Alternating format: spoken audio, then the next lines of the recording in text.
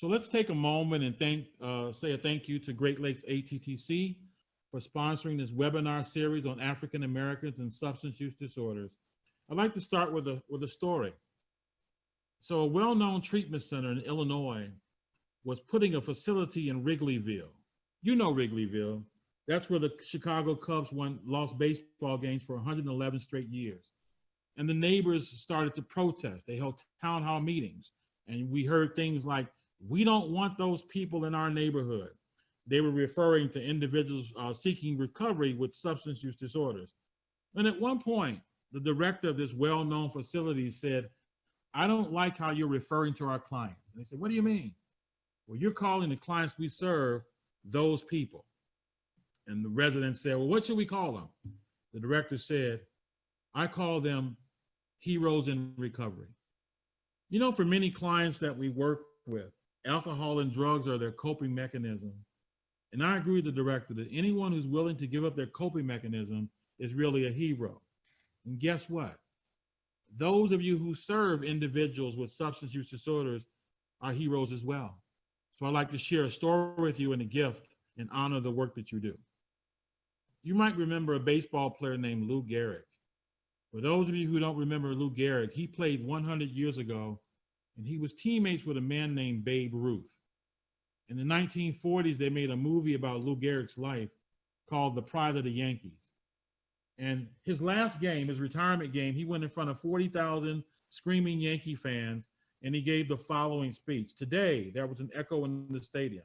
Today, I feel like the luckiest man on the face of this earth. Today, I feel like the luckiest man on the face of this earth. How could he be lucky? He was dying. That was Lou Gehrig's death speech. He was dying of a condition which they later named after him, ALS, Lou Gehrig's disease. So I went on the internet and I looked up the backstory. The story that I read was that a day before he gave that speech, there was a 12-year-old boy in the hospital. The boy was sick, the boy was dying, and he refused to take his medication. And doctors told his mother, your son will be dead soon unless he takes his medication. The mother knew that Lou Gehrig was her son's hero, so she called the Yankee organization and asked if Lou Gehrig could come to the hospital to convince her son to take his medication. And he showed up and the boy's eyes got so big, he saw his hero and he said, I'm still not gonna take my medication unless you hit a home run tomorrow. Lou Gehrig said, okay, I'll hit a home run tomorrow. He didn't hit a home run, he hit two. Now fast forward. Right before he gave the speech, the mother contacted the Yankee organization and word got to Lou Gehrig that her son started taking his medication. He felt lucky because he was able to help someone. And you're very fortunate because you help others for a living. And of course, the clients you serve are fortunate because of your important help. So I recognize you based upon the work you do, and thank you for joining our webinar. This one is entitled Substance Use Disorders, Counselors and Recovery Coaches Working Together to Promote Recovery in African American Communities. So African Americans seeking recovery can benefit from both the use of a recovery coach and counselor working together to promote their recovery. So this is not a either or proposition. This is an and plus proposition. This presentation highlights the differences in complementary nature of each role to help avoid role confusion among professionals working with African Americans with substance use disorders. So by definition, a recovery coach is a frontline worker in a recovery-oriented system of care. They provide pre-treatment, that is before clients even enter treatment, in treatment, and post-treatment recovery support in the natural environment where clients live. In other words, it's easy to stay sober inside of a residential facility, but the challenge really occurs when you leave that facility and you go home. And recovery coaches have been instrumental in helping to support recovery when individuals return from treatment or prison or mental health facilities back to African American communities. So let's talk a moment about the difference between recovery coach and a 12-step sponsor. Because sometimes I do workshops and people say, aren't they one and the same? First, let's take a moment to celebrate the 12-step communities. Incredible story about this flight attendant who developed alcoholism drinking those little bitty bottles of liquor they used to serve on airplanes. You remember those small bottles of liquor. They were small, but they can get one drunk. So her employer smelled liquor on her breath. She was almost fired. Forced into treatment, she took a short flight from Las Vegas to Los Angeles, and she landed at Terminal 12 in Los Angeles Airport. And she saw all that liquor to her left, and she was about to have a drink. And then she ran over to the person holding the microphone to her right and asked, "Would you make an announcement?" And the announcement was, "Will all the friends of Bill W., the co-founder of Alcoholics Anonymous, please report to Terminal 12." And she said that within 20 minutes, 20 people showed up from all over the world, said they were friends of Bill W., the co-founder of AA, and they held a 12-person meeting right there at Terminal 12. The anonymous programs are really, they're always there. They're the answer to the question, what happens if you're craving alcohol or crack cocaine at 3 o'clock in the morning and your therapist is asleep or on vacation? There's always a member of the 12-step community there to support your recovery. We always also know, though, that there are many paths to recovery. We have a webinar that we did before this one in the series called Multiple Pathways of Recovery for African Americans. And I suggested in that webinar that resistance occurs when we only assume that there's one way that people recover. So let us just review. For African Americans seeking recovery, there have been multiple pathways identified, including 12-step treatment, 12-step recovery, treatment-assisted recovery, medication-assisted recovery, co-occurring disorders recovery, religious pathways. Sometimes I ask a question, are there more African Americans recovering through traditional treatment or the church? No one has ever given me that answer. There are cultural pathways to recovery, like rites of passage. There's a pathway of recovery amongst African Americans that's called maturing out. You know maturing out, where you get sick and tired of being sick and tired and you just stop using. Reading the great books, some African Americans have identified that as their pathway of recovery. Advocacy, fighting for a cause. There are individuals right now who are maintaining their recovery after the police killing of George Floyd, and their advocacy is their pathway to recovery. Some African Americans pursue Eastern approaches like meditation and breath work and social protest as a pathway and style of recovery. So the 12-step sponsor has to honor one pathway of recovery, the 12-step route. If you're a recovery coach, you have to really honor multiple ways in which those that we serve choose to pursue recovery. So the recovery coach's experience lies primarily in their knowledge of recovery, their connection to recovery support resources within the community. But I didn't suggest that often it works really well when the recovery coaches are from the same communities as those seeking recovery, because they know the terrain. An additional source of expertise for recovery coaches is their long-term recovery. By definition, when a person has been in recovery for 5 years, that is considered long-term recovery. Research suggests that once you've been in recovery for 5 years, your chance of relapse drops beneath 15%. You have much to offer individuals seeking recovery. Let's take a moment to talk about levels of recovery support provided by recovery coaches. There's pre-treatment recovery support to enhance recovery readiness. That includes recovery coaching and peer mentoring, community outreach.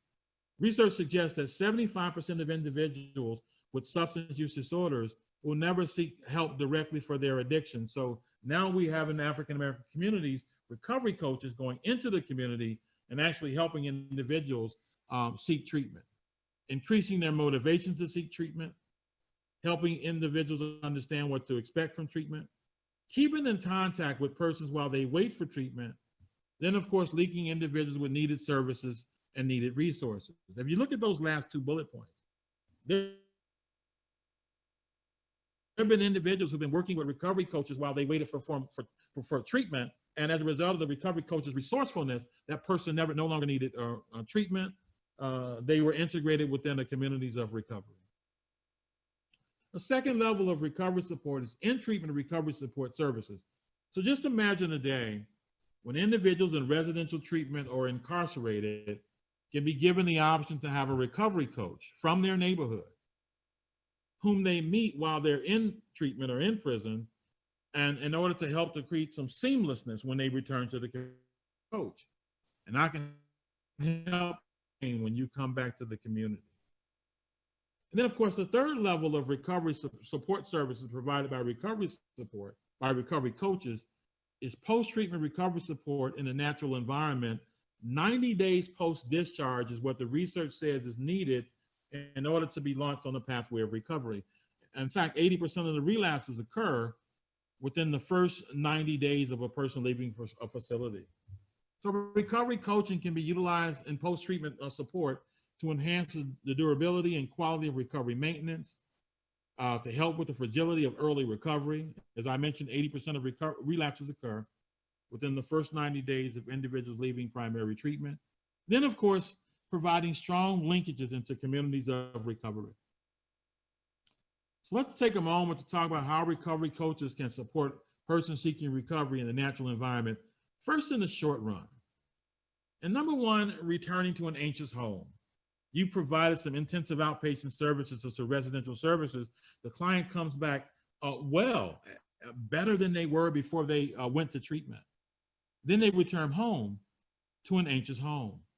Everyone is still nervous. Will he relapse? Will she relapse? They may be angry or filled with rage about things that happened during the person's active addiction. Client goes into the bathroom for 15 minutes. They wonder, is he actually using the bathroom or is he shooting up heroin in the bathroom?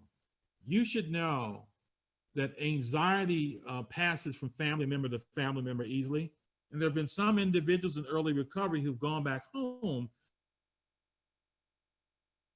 and they've caught the family's anxiety, and they deal with that anxiety through the use of alcohol and other drugs. Recovery coaches have been there. They can be instrumental in providing recovery support while the person seeking recovery returns back to an anxious home. Pressure from bill collectors. There are individuals that when they were actively using didn't even realize they had bills. The bills were piling up. And now in recovery, they realize, I've got bills. And the phone rings, it's constantly bill collectors. In fact, they receive a bill from the very treatment center that saved their life. And now they're dodging the facility to save their life. Recovery coaches can be instrumental in providing support around strategies to get out of debt. And then, of course, we have early efforts to disengage from a drug culture. Historian William White wrote a book on addiction from an anthropological perspective. And the historian said that in every society, people use three types of drugs. One type of drug is what's called a socially celebrated drug. And a socially celebrated drug is the kind of drug that people use in that society, that community, that town, imagining having a celebration without. In America, the most common socially celebrated drug is alcohol. And then there's what's called socially tolerated drugs. And a socially tolerated drug is the kind of drug that a person uses in society where the society says you can use these drugs but only under a doctor's order or over there. That includes drugs like medical marijuana or cigarettes in that area that's designated for smokers. Then, of course, the third type of drug is what he calls socially prohibited drugs. And these are drugs that cultural groups use that if they're caught with possession or they're known to be users of that drug, they receive the greatest amount of legal sanctions, the greatest amount of ostracism within the community. And these include drugs like heroin, Oxycontin not prescribed by a doctor, methamphetamines, crack cocaine, etc. And historian William White said that individuals who use socially prohibited drugs are often shunned in society. And what they tend to do is go out in the community and find tribes, again, an anthropological term, tribes, to support them and support their use when the rest of the community has turned its back on them. He goes on to say that for some individuals, they can become more addicted to the tribe than the drug that they're using. And we'll say a little bit more about that in a few moments. William White says there are three types of drug users in tribal societies. One is called an acultural drug user. An acultural drug user is someone who's using a socially prohibited drug like crack or methamphetamines or heroin who have no connection to the tribal culture. That might be a rich person who lives on a hill who says to the butler, "Hey, Watson," I'm giving the butler the name Watson, "go to that neighborhood and bring me some crack." In other words, she's using the drug without having a connection to the culture. William White says that some individuals are bicultural drug users. They're comfortable in two cultural milieus. She may be a soccer mom by day, crack user at night, a doctor by day, heroin user at night. I have a friend of mine who was a tricultural drug user. He was a salesman by day. He played on a basketball team in the evening sponsored by a bar. So he'd drink in the evening alcoholically following the games, the basketball games. And then when all of his teammates went to sleep, he would go to a crack house. And he tried to keep all three of those cultures separated as long as he possibly could. The third type of drug user is one that's called a culturally immersed drug user. And this is the person whose whole life is a tribal culture. They only hang out with their comrades who get high every day. They hustle going to detoxification facility.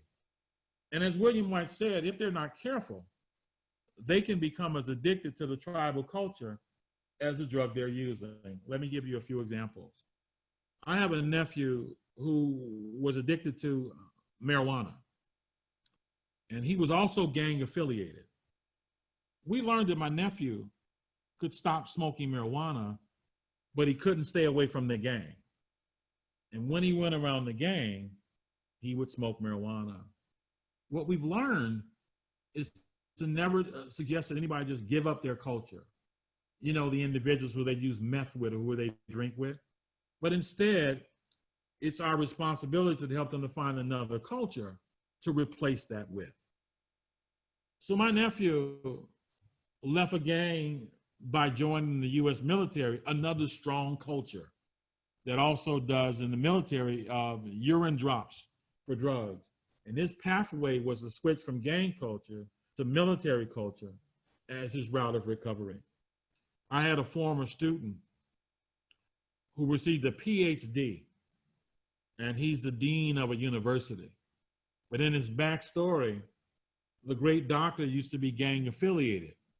Gangs are one example of a tribal culture within African American communities. So he's been in recovery for over three decades. He said, "How'd you do it?" He says, I went to 12-step group meetings, and I listened to stories, and I latched on to all the old timers that used to be involved in gang activity. So I joined the culture of former gang members who are now in addictions recovery. He shifted from one cultural milieu to the next. I have another friend of mine, African-American male, who gets together every Friday for over 25 years with other African-American males over a poker game. He says we discuss racism over those poker games, our wives, we talk about girlfriends, our work. We solve the world's problems during those poker games, and there's also heavy drinking. My friend is an alcoholic who can stop drinking. He's done it a number of times, but he can't stay away from the Friday night poker games.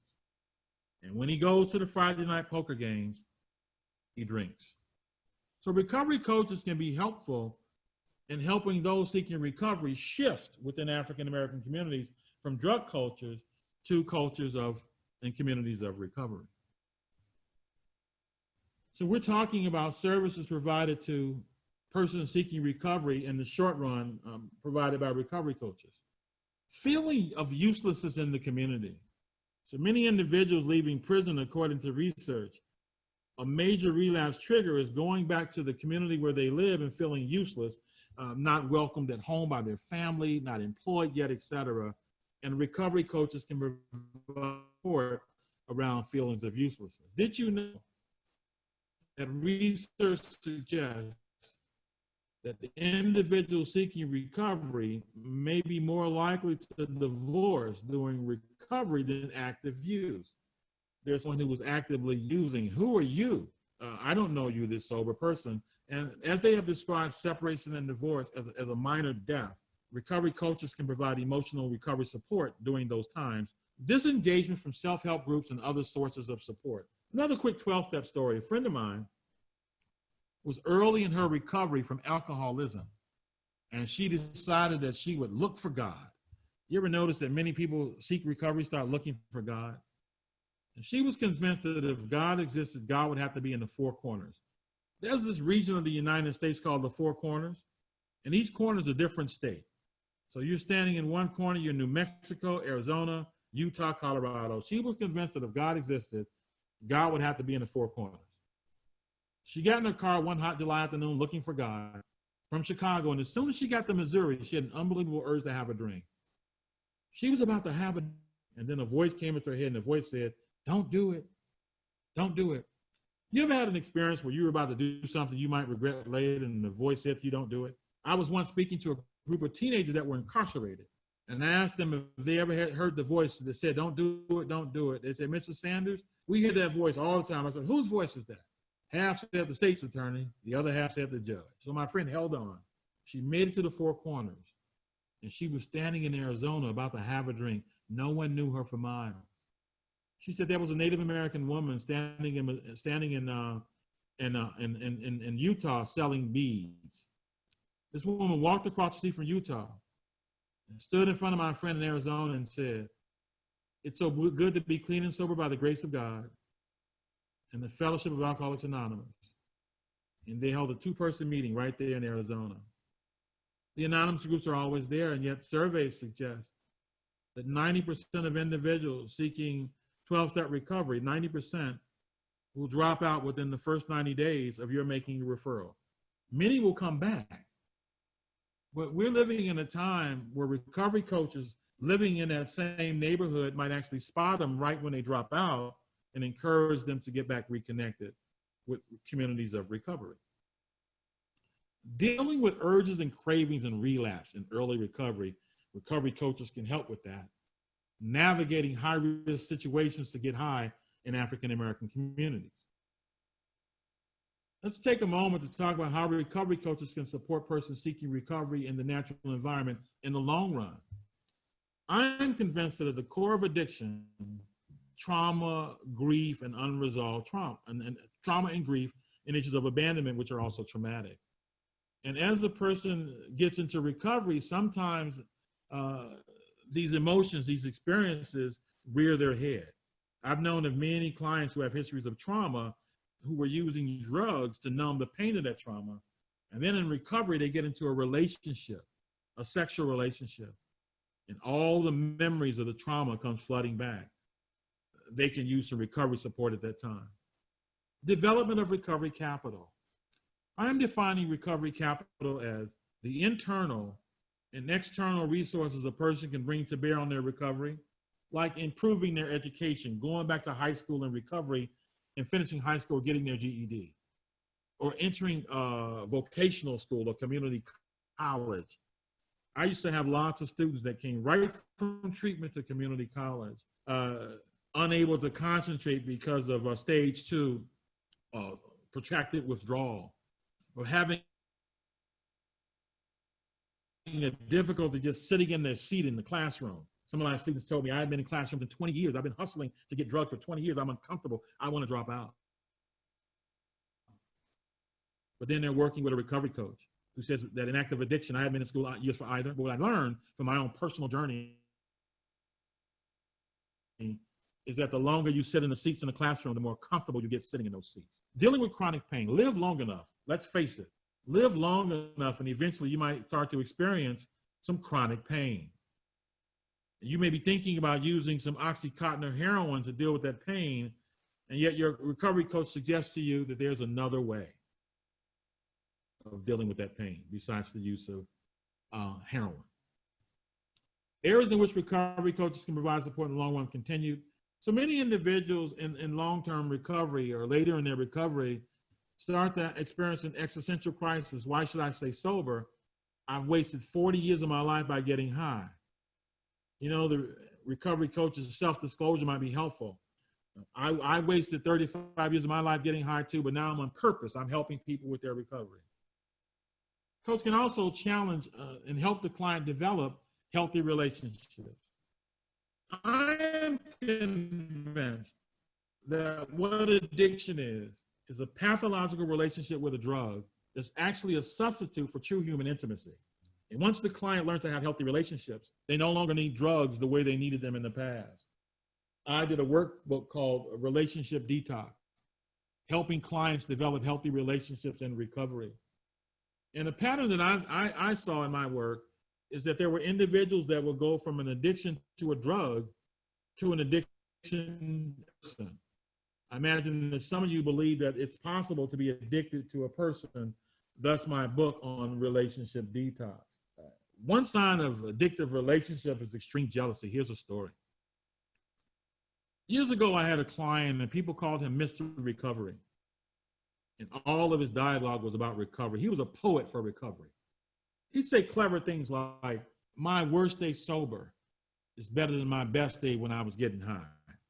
I'm so grateful for my recovery. I'm grateful I woke up this morning, he'd say. If you think you woke yourself up this morning, try skipping a day. Oh, he was a poet for recovery. And all the men navigated towards him to be their sponsor. And he had a girlfriend who was equally poetic for recovery. And all the women navigated towards her to be their sponsor. One day, he heard that she went on a date with someone. He shot and killed her. She's buried in the suburban community. He's in prison for life. This man went from crack cocaine as his God to his girlfriend as his God. As a matter of fact, the real work in recovery is on relationships. Individuals can use recovery support during that period in their recovery where they're trying to establish relationships. Another area in which recovery coaches can be helpful is during periods when the person seeking recovery is having celebrations, anniversaries, holidays, accomplishments, etc. In America, we tend to celebrate everything with alcohol or other drugs. Weddings, anniversaries, holidays, even funerals. Some people relapse on the anniversary of their recovery date or their dry date because that's how we tend to celebrate in our country. But recovery coaches can be helpful in helping the person seeking recovery learn other ways to celebrate accomplishments besides the active use of alcohol and other drugs. So the importance of recovery coaching in African American communities to help navigate high-risk situations that threaten recovery, such as poverty or easy access to drugs. I mentioned this in previous webinars that there's some communities where a person can get drugs quicker than they can get an apple. The presence of street gangs. Every client I ever worked with, young African American male who had an older brother that was in a gang or he himself was in a gang, recovery was quite difficult because of how easy they could get access to drugs through street gangs. Trauma. An overabundance of liquor stores in the community as a relapse trigger. High unemployment, high felony arrests. The absence of residential facilities in African American communities to support recovery. My friends, as you listen to my words, there needs to be more resident treatment facilities in African American communities. So many African Americans will leave their community and drive 100 miles away from where they live to seek residential treatment and then come back home without any recovery support. Thank goodness for recovery coaches. Strengths in African American communities. Recovery coaches can help individuals seeking recovery tap into within African American communities the strong 12-step traditions, spiritual outlets for recovery, help to reconnect them with the extended family. There's a relationship between family support and recovery and one's ability to maintain their recovery. Then, of course, connecting them with the tradition of advocacy and outreach within African American communities. There's a strong tradition. Malcolm X, a person who died in long-term recovery, said that his primary pathway of recovery was religious conversion in prison and reading the great books while he was in prison. And through his advocacy, he helped hundreds, if not thousands, of African Americans who were incarcerated live a life of recovery. A number of years ago, I did a focus group with African Americans whose primary pathway of recovery was the Nation of Islam. They were influenced by the advocacy of Malcolm X. So in this focus group, I asked these persons in recovery, what did the Nation of Islam do for you that helped you with your recovery that traditional treatment did not do for you? And here were their most common answers. It provided a sense of hope. After reading the autobiography of Malcolm X, I believed that I too could get sober. they helped me change physically first. One young man said, I commonly wear gym shoes every day and blue jeans. But as I connected with the nation, I changed my attire and I started wearing suits and bow ties. And what I discovered is if I dressed better, I felt better about myself. And the better I felt about myself, the more easy it was for me to maintain my recovery. Role models. Some of the members in the focus group said that I saw others who were in recovery within the nation, and I began that I can get into recovery too. Ethnic pride. Several participants in the focus group said that they were able to sort of, through the nation, redefine what it meant to be a Black man, which has negative connotations within the society. All of a sudden, it's reframed as something positive to be a Black man. Encouragement to read. Several participants said the way you keep one a slave is to never allow them to read, never teach them to read. But as I learned to read, I started to feel freer. Reading actually freed me and played a major role in my recovery. And of course, eating a healthy diet. Several said going from the diet that we ate in slavery towards a more healthy diet, we felt better about ourselves, both physically, but also psychologically, based on putting better foods in our bodies. K. Davis, a member of the U.S. Congress. He was the one who wrote the legislation called the Second Chance Act, expungement for individuals who are incarcerated or who committed crimes that were not communities. Lots of those crimes that were not violent were drug-related crimes. So expungement legislation is really important because, as I mentioned, in getting out of felony has longer-term gainful employment for years. There's Michelle Alexander, who wrote the New York Times best-selling book, The New Jim Crow. As you know, disproportionately African Americans with substance use disorders are incarcerated within U.S. prisons, and she calls that the New Jim Crow. Through her writing and her advocacy, a movement was ignited towards prison release and reform.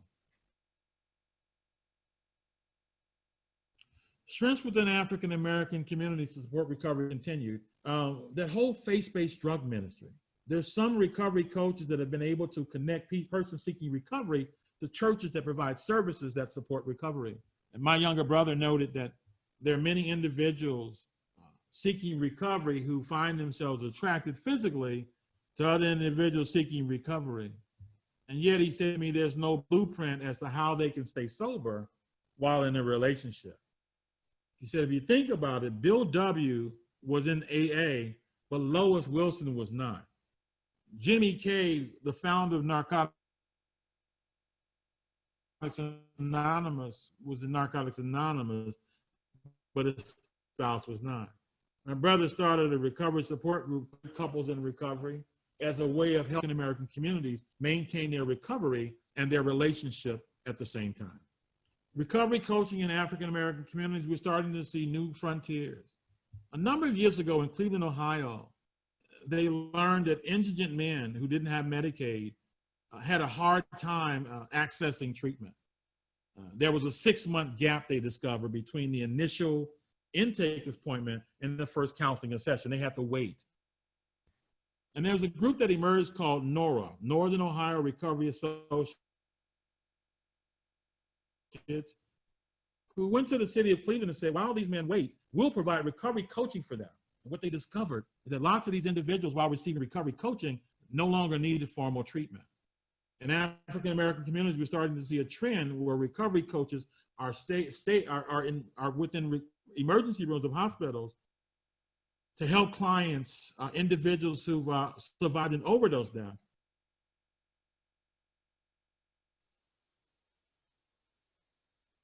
over hospitals that utilize women in recovery as certified doulas. They are trained to be doulas to help women who are addicted to heroin with their delivery of their newborn.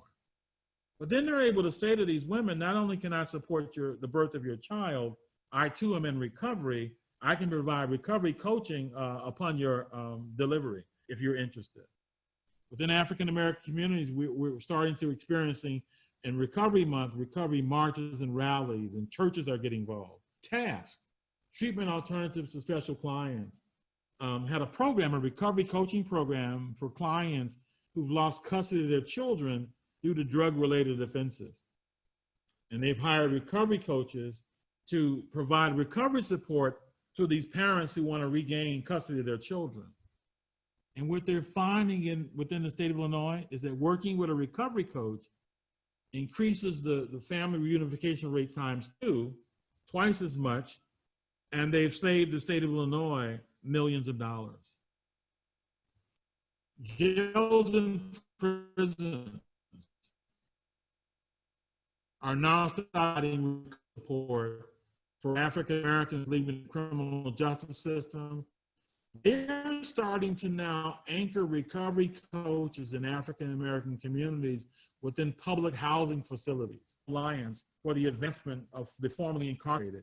Its executive director is a man by the name of Benneth Lee, who has a public story of recovery, a public story of transformation, and he started the National Alliance for the Advancement of the Formerly Incarcerated. Benneth said that if the formerly incarcerated were a cultural group, that they could swing any election. So they've been working together with the formerly incarcerated to return them to citizenship. In fact, he put a bill in front of his state's legislature where he believes that ex-offenders should be treated like a protective class, that once they've paid their debt to society, they're no longer incarcerated or on probation or parole, their rights should be protected. Just like African Americans, gay rights, human rights, rights for all people, etc. Many individuals who advocate along with National Alliance are also individuals in recovery. And another service they provide is recovery support for individuals coming back to the African American community from incarceration. So let's talk about addictions counselors. A licensed or certified professional who helps individuals and families seeking recovery. Recovery coach and how the role differs from an addictions counselor. Generally, recovery coaches self-disclose more than counselors. And they also have different competencies needed. And this is really important because if we don't know how the roles differ, then the confusion might take place. Conflict might take place. So let's take a moment and talk about how the role of a recovery coach differs from the role of an addictions counselor. So the counselor needs knowledge of evidence-based practices in the treatment of addiction, how to do an assessment, how to do a treatment plan, how to make a diagnosis. Addictions counselors need information about co-occurring disorders because mental illness and addiction overlap at the rate of 50%. The integration of addiction and trauma treatment, the great majority of individuals also have history of trauma. Addictions counselors need to know and have skills of family illness. They need knowledge of crisis intervention, especially during times like these. As we're recording this webinar, we're in the midst of COVID-19. And during these types of times, domestic violence dramatically increases. How to make referrals to mutual aid groups and how to partner with recovery coaches. Counselors also need specific knowledge that would help them in working with African American clients, like African American history, historical trauma amongst African Americans, and how it impacts African Americans seeking recovery today, current trauma like police brutality, gang violence, same in cross-cultural counseling. I invite you to look at the webinar we did on cross-cultural counseling with African Americans with substance use disorders as a part of this series. I take a moment to talk about same cultural counseling, that is, when African Americans counsel African Americans with substance use disorders. Peter Bell in the 1980s, in the books he wrote on counseling African Americans with alcoholism, talked about a couple different ways that African American counselors can respond to African American clients seeking recovery. Peter Bell said that some African American counselors will under-identify with the client's pain, the client's problems. That counselor's mindset is, I'm successful, and being Black didn't stop me, so why can't you just be like me? Stop complaining about racism, oppression, just be like me. Peter Bell called that under-identifying with the client's pain. Then Peter said that some counselors can over-identify with the client's pain. The client in the session talks about how he's affected by racism or how she's impacted by the killing of George Floyd. And then the counselor spends the next 45 minutes of the session talking about the racism that he's endured himself. He has in fact become the client. We're talking about knowledge and skills that African Americans with substance disorders need from counselors. We need to have an awareness of multiple styles of recovery from African Americans, how to integrate culture into recovery planning, how to tailor the intervention and treatment plan to the unique needs of the individual. The recovery coach needs knowledge of advocacy, resources available in the community to support recovery. I talked recently with a recovery coach in an African American community. He says, Mark, most of my recovery coaching is resourcefulness. My cell phone is so important for my recovery coaching. 75% of what I do is connect clients with substance use disorders to resources within their community. How to develop resources in the community to support recovery. Knowledge of long-term recovery. Awareness of roadblocks to recovery that exist within African American communities. How to engage individuals in the natural environment. That takes a real skill. You see, when you go to graduate school, they teach you how to sit behind a desk and do counseling. But it's a real skill to meet someone within the community where they live on the street and engage them. Indigenous healers present in the community to support recovery, like former gang members who are now in recovery, or individuals who at one time were homeless who are now in recovery, or people who've gone to college who are now in recovery, ministers in the community. The limitations of their knowledge is important for recovery coaches to know, and then also to be on the path of seeking more and more knowledge. Recovery coaches need to know what to do if a person seeking recovery is in a crisis, how to partner with the treatment community, and how to provide various types of recovery support, including emotional support, informational support, such as where they can get job readiness training, vocational training, GED programs, etc. Instrumental recovery support, assisting clients in African American communities seeking recovery in meeting their basic needs, such as where to find clothes and emergency food pantries and referrals for housing, etc. Affiliational recovery support, that is how to get connected to communities of recovery, how to have sober fun, sober dances, sober movie nights, social celebrations, connecting clients with these needed services in the community. Transportational recovery support.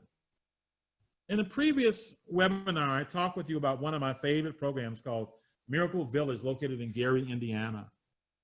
And they provide recovery support services for women seeking recovery in the public housing development.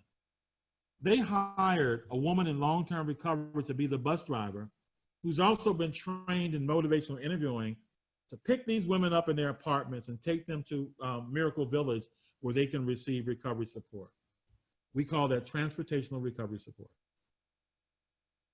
So we have a task for you as we start to wind down with this webinar. We encourage you to go back to your agency and have a discussion about the complementary nature of the role between addictions counselors and recovery coaches, being led by 3 questions. The first one is examining how the role of the recovery coach differs from the role of the addictions counselor. What's your opinion about how these roles differ most?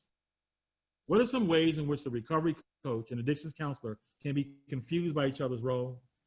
And what are your recommendations as to how recovery coaches and addictions counselors can partner effectively to promote recovery within African American communities? I always like to leave you with one more resource, and then I'll close with a story. I'm curator of the Online Museum of African American Addictions Treatment and Recovery, and the link is above on this particular slide. I encourage you to look at the museum. You'll find lots of scholarly articles on how to counsel more effectively African Americans. We have a ton of webinars on that website.